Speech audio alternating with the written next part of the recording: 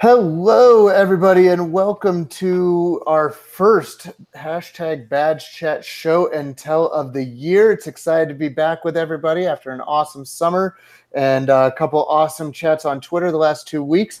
I'm really excited this week to welcome our first guest of the 2018-2019 school year, Don Fraser of the Education Design Lab. Don, thanks so much for being with us. Absolutely. No, you didn't tell me he was the first. I'm getting this news like for the first time right now, which I'm feeling even more honored to be a part of this. So thanks for having me.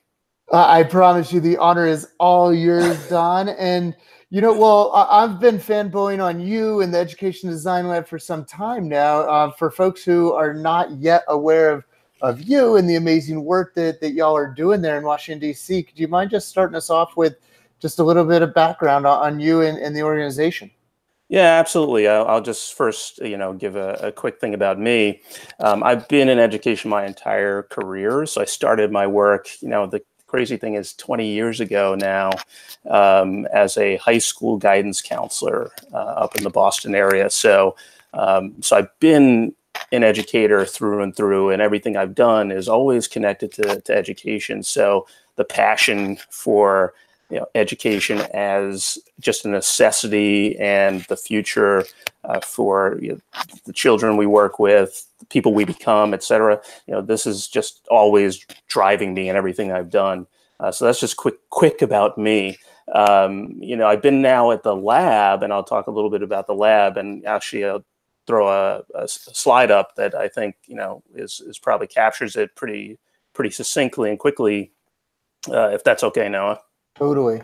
Yeah. So the Education Design Lab, a nonprofit here in Washington, D.C., and again, focus on this idea of the school to work model, really, right? And thinking about designing education toward the future of work.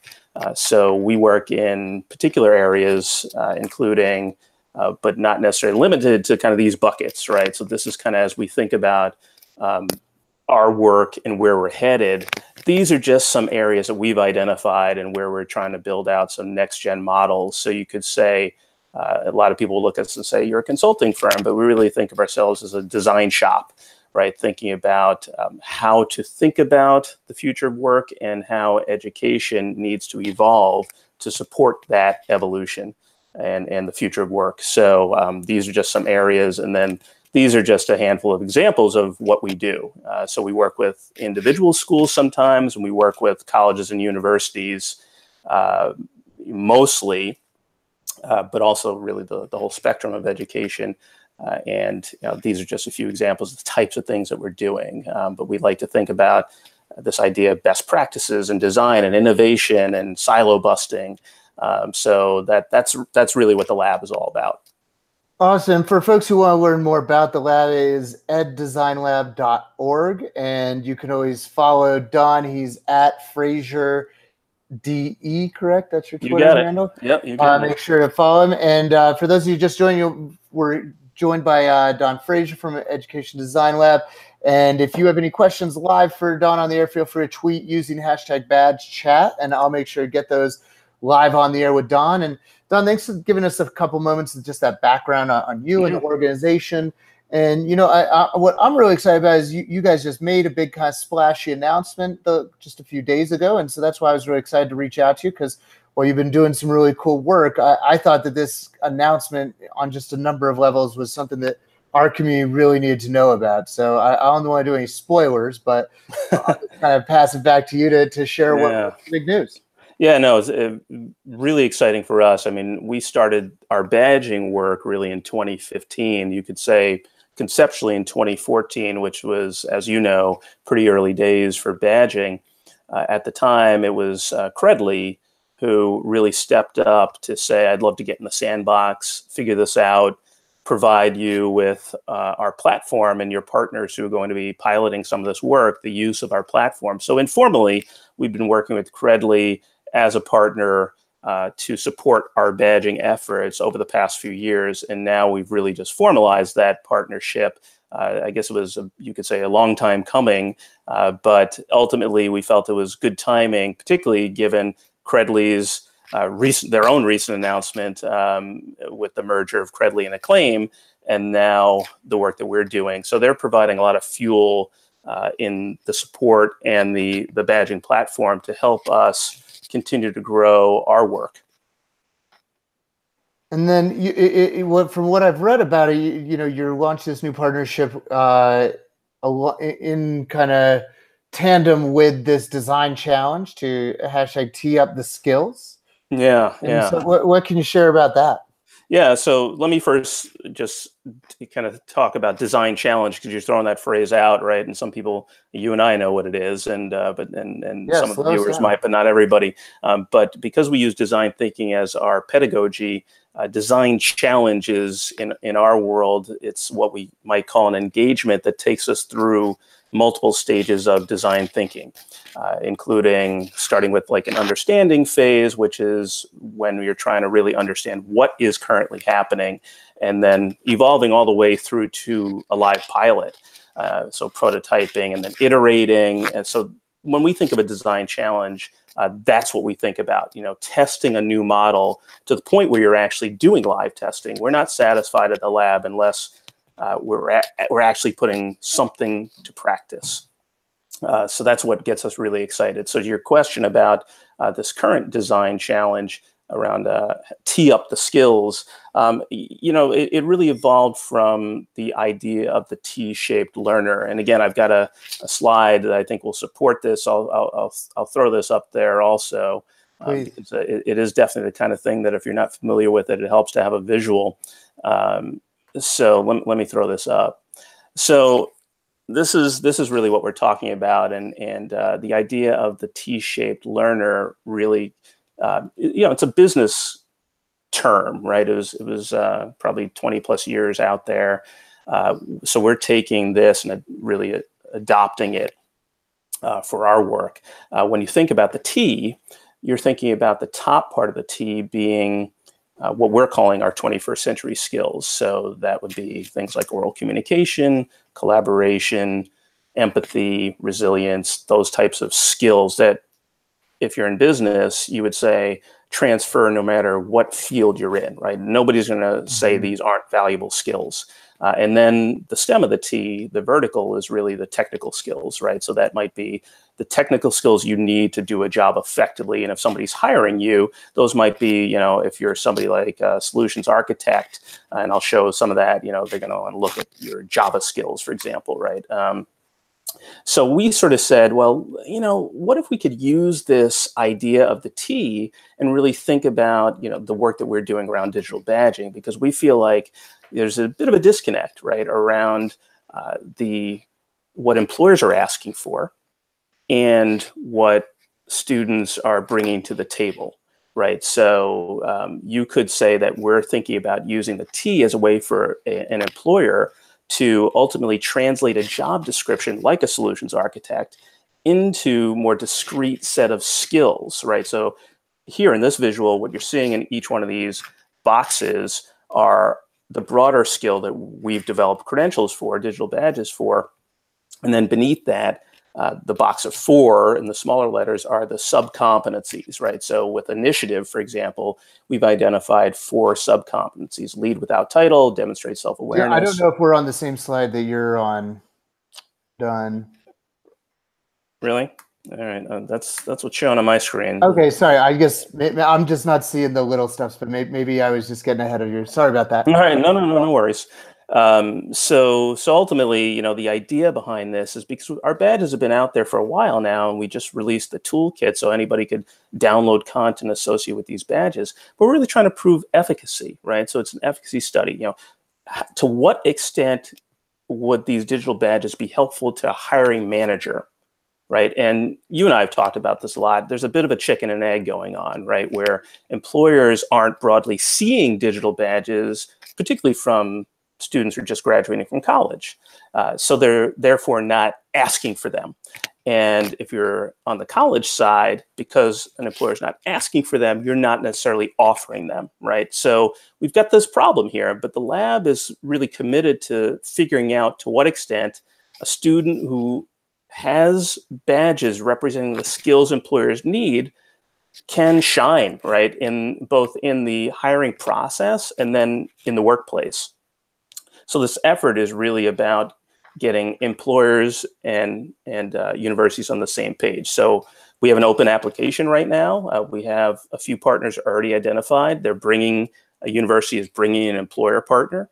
So, for example, Langston University, which is an HBCU in Oklahoma, is bringing an employer partner named OneOak, which is a Fortune 500 company in their backyard, right? And apparently they already hire Langston University students, but to sweeten the deal, we want to have a hiring manager from OneOak say to Langston, for this entry-level position, these are the most critical 21st century skills, and we'd love to see your students with those skills. So I got to slow you down real quick there, because that to me is just such powerful stuff. In case anybody's watching this live or asynchronously on review on YouTube, is that these are skills that we're talking about that employers have. This has been going on. Employers are saying this is not showing up in transcripts. These are the things we actually look for, and we don't actually know until after we've either hired you or made the mistake of not hiring you whether or not you have these skills.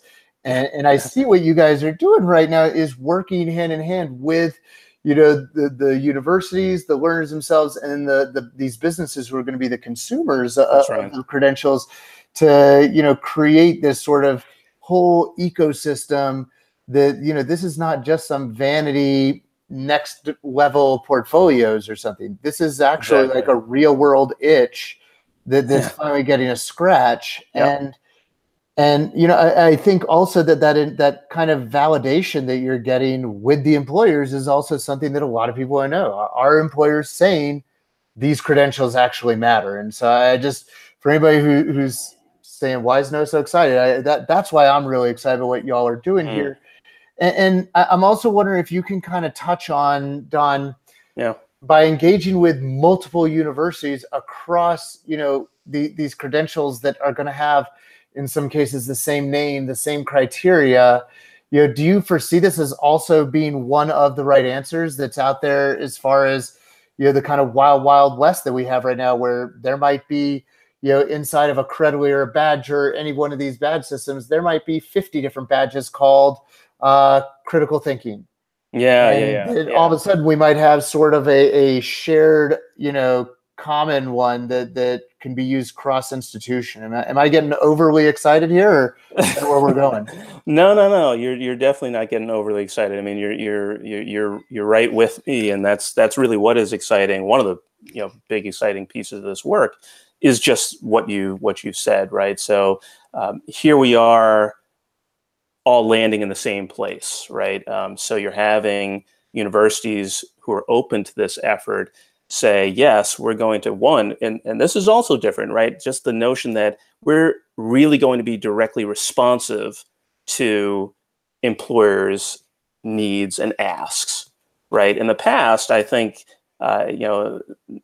unless you're really community colleges, which, they're working already hand in hand around sort of workforce development and aligning skills and technical skills mostly with industry needs and standards.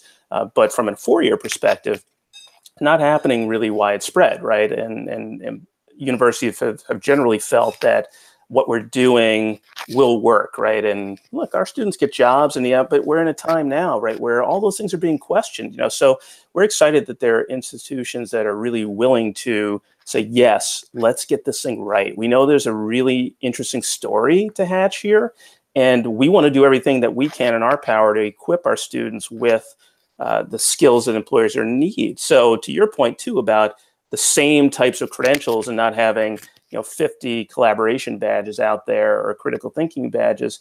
Yeah, absolutely. Then everybody's adopting in this group the same badges, and the sort of cross-pollination and learning that will happen within this cohort, I think, is going to be. I think it's a first of its kind. And we're really excited about it, which is why we're really, to this point, self-funding it. Because we just know it's so important for the field. And right at the end of the day, as a nonprofit, you want to move the field forward. Totally. And if anybody's got deep pockets and watching this live, you can head to eddesignlab.org. We want to hear from you. And as well as Don mentioned, yeah, that they've all the work that they've put into this over the last couple of years is available. I think it's the far right drop down tab if you want to see the toolkit that they've put out there and made freely available to folks. And for folks just joining us, we're with Don Fraser. He's at FraserDE on the Twitter. And Don, as we talk about the employer side of things, and this story that we're telling them, one of the things I think is really interesting that y'all are seeking to validate is, a lot of us spend a lot of our time thinking about what is the why for the user, right? If we're badging students, badging teacher professional development, I drive home to people, we really need to be answering for the question who says, why should I care? We need to have a good answer for that person. Yeah. And so, digging into the employer side of that, the consumer side, if you will, of the people who are the audience for these badges, is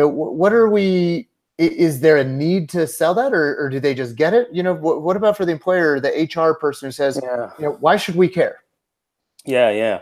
Well, I'm just going to use an example, just speaking last week with somebody who's a senior HR manager. And what he told me was, particularly when you're talking about new hires, people coming out of undergrad, I really want to, I really need to understand what they're bringing to the table, which means I want to look at as much as I can. Now, you could say maybe that's, that will vary depending on the type of organization, the size, the number of applicants and such. But ultimately, I think that's something that is truly universal, right? That to really understand what a college grad's bringing to the table today, you need multiple data points, but you need better ones, right? And that's the thing that when I heard him say, so once he understood what the badge was, because he was not terribly familiar with the badge, he said, yeah, I mean, the fact that I could look under that, absolutely, right? I would look at that. I would want to see that, right? So I could see Noah in action, like doing an elevator pitch. I would look at that, right? That would be way better than me just looking at Noah's 4.0 GPA. That I wrote down on my skills, good at elevator pitches.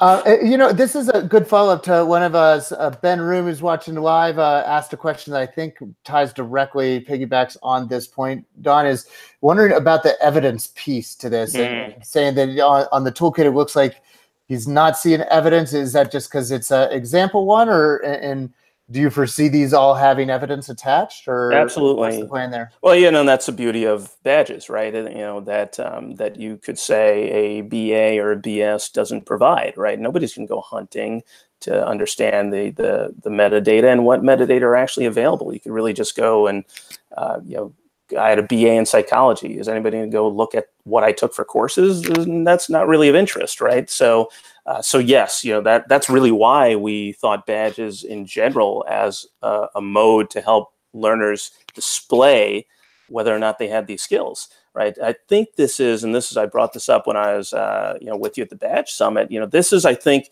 an area for the whole field of badging to really get better at, right? What type of evidence makes for good evidence, particularly for the audience you're trying to provide an insight for, right? So with the HR folks, part of the tee-up will be allowing them to say, this artifact, not that one, was what I'd want to see, right? So if they said, we want to see a 360 assessment, great, let's check that off. If they're saying, we really want to see an elevator pitch, excellent. Or we don't really want to see a reflection, right?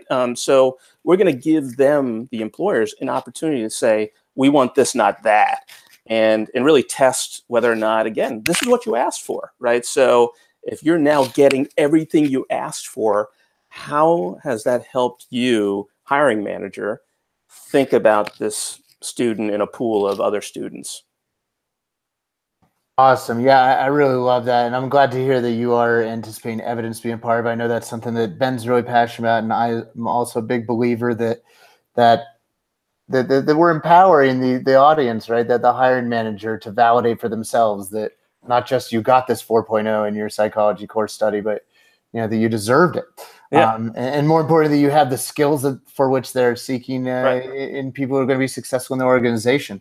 We do earn our last 10 minutes with Don Fraser. He's at Fraser DE on the Twitter. He's joined us from eddesignlab.org. And Don, as somebody who is spending a lot of his day-to-day swimming in these waters and doing a lot of powerful design in this space, I'm sure you, like me, are hearing from people all the time asking questions about badges and micro-credentialing. I'm curious, what are some patterns you're seeing on just what people are curious about? What are some of the top questions people are asking you these days? Yeah, well, because it's still early days. I mean, we were just having a meeting about this today. In fact, when you think about the marketplace, right, for badges, and it's as much as people, and there have been people a lot, around the badging space way longer than I have, right? So I'm just getting up to speed, but really quickly, it's still developing, right? So that means the majority of the questions that we get are still with people exploring badging as a strategy, right? Is this the right thing for us to be doing as an institution, right? And if these are our goals, is this the right move, right? Or micro-credentialing, right? So this is something that we're hearing a lot about, right? Just the concept of badging. So we're doing one form of it. We've developed a lot of expertise in doing that. So we know it's transferable knowledge, but at the end of the day, a lot of people, are both coming to us with the idea of should we or shouldn't we, but they all are also gravitating to this concept of 21st century skills, right? They're feeling that pain point of we have to be clearer about it. It has to be more obvious. We have to help students be more aware and develop these skills. So the questions really are mostly around implementation. How do I get started? Who's going to run this thing? That seems to be the big need right now. The people who are really ready, right? They've got funding to do this, and they already have the department tabbed. Fewer and far between, right? So most people are in the early stages, really trying to figure out the strategy. Would you say that that's a pretty frequent aha moment for people, especially if they're looking to do something at scale, to realize just how much capacity is going to be needed resource-wise in order to implement successfully at scale? Yeah, exactly. And I think the at scale is the key part of that, that statement you just made, right? Because you can run a very small pilot and you will learn a ton from it, but will this work at scale? And what does scale even look like, right? Because you have some people who've done badging and who've even worked with us around this who don't know if they should go to scale, right? They're not sure it's something like every student should do, even though they know that critical thinking is something that every student should be good at, right? But the knowledge of the skill and having a digital badge are two different things, right? So is earning the credential is something that everybody should do? Or do we just institutionally have to get better at building more critical thinkers? Totally. Don, something in our last couple of minutes, and again, we're live on air with Don, and if you have a final question for him that you want to toss out on #BadgeChat, we'll make sure to get it on the air. Don, going back to these skills, when I look at the suite of what you've created there, as awesome as these are for the workplace and higher ed, these are also skills that I think we can see in our teenagers, even our middle schoolers, and to an extent, even our, going down to elementary and even kindergarten. Yeah. And so I'm wondering, in your sort of, $1 billion, 20-year vision, do you see this being something that we can actually start to backward plan from career to, even early days where, hey, I can start kind of path access, I guess would be the key word for me in an equitable way, pathways towards my future, by really honing in on the skills that my future success is going to require. Yeah, for sure. I mean, we are actually going to be doing some work with K-12. We're going to be doing some work, the Department of Education up in New York City that kicks off this fall. So we will be doing some work with a few P-TECH schools. And if you're not familiar with the P-TECH model, it's grades 9 through 14. But going back even further, having been around education so long, we know that there is actually a lot of work that happens. It's mostly couched under social emotional learning, right? So anti-bullying and kindness and things like that are these 21st century skills kind of renamed in a different way. So there's a lot of that happening, but then there's a total drop off, right? It sort of that kind of stops when we think that you've kind of formed the person you're going to be, right? And now we're going to shove content, right? So you could pass the state tests, right? So there's sort of a place where we're not doing enough to like carry that forward, right? And start to really just build continued awareness for learners so that they're able to identify the stuff going forward. Now, you're talking about the sort of $1 billion thing. Well, I think there's some cool things happening, and some of that, like there's a mastery transcript, right? Which is this concept of, are we actually having, measuring the right things, right? With learners, particularly high school students are chasing good grades and tough courses, to what end, right? So is there a reframe there? Again, you'd probably walk that back and say, what should we be prioritizing, and when should that happen? And then, just things like, I still, work with students on college planning, right? And just think about like the next gen teacher recommendation letter, right? Do I need one more letter from a teacher who's going to tell me, tell an admissions person how great I am at what I do in the classroom, right? Colleges, schools, we're all trying to build good people, right? And strong learners. And at the end of the day, it's that stuff that I showed you in the T, the types of the 21st century skills that's beneath that, so we just have to stop doing some things that we're doing right now and shift some focus and start identifying these skills more explicitly, which is a pretty easy to do, but I think you could see monumental change if you start doing that, like in the way that we did building a college going culture in, low income schools. It was gratuitous, right? We have to be more gratuitous about it. Totally. And for folks who got excited about what Don was talking about with the Mastery Transcript, you can definitely learn more about that at mastery.org. And Don, I want to go back to one thing with this design challenge. I love the university partners and the higher education partners are having to bring to the table an industry partner. Yeah. And I'm curious, and maybe this is part of the design challenge, so your answer is, we'll have to see. But I'm curious, what in your mind does it look like at Design Lab for employers to validate, yes, these are the credentials we're looking for, and yes, these credentials actually are credentialing what we're looking for. They're not just participation trophies. Mm-hmm. Yeah. So employers are going to be, one thing that we're asking employers to do, to commit to, is actually reviewing the resume of any student who has gone and earned the badges that they've said they're interested in, right? So there's some skin in the game, right, for employers. And one of the things that they're also going to commit to doing is sitting down with us, right, to answer these tough questions that you're asking, both at the beginning of this and at the end of this, right? So once you actually go through the hiring cycle, we're really out to answer all those questions that you just asked and then some, Noah. This is exciting, right? So this is actually an opportunity. Like, if there's anybody out there listening, like, these are the questions we want to get answered, like, send them our way, right? I mean, I think this is a great opportunity for people to add to what we're trying to get at here. I mean, we've got plenty of ideas, but we know that other people have other ideas too, because we do need to get to this point of validation, right? And HR has been historically really tough nut to crack on this, right? I mean, it's a highly regularized, right? It's that time regulated, of day, regulated industry, right? So most of what they got to do is going to be like people looking over their shoulder to make sure they're doing it the right way, right? So it's a tough industry, and that is often their primary concern, right? So we have to work around that, and but getting those folks to have this conversation is already a huge step. Totally. And you open a door there. I can tell you, I will be walking through that. You're going to be hearing from me maybe right after we're done with this call, but definitely in 20 days. Definitely a project where we might be able to align there.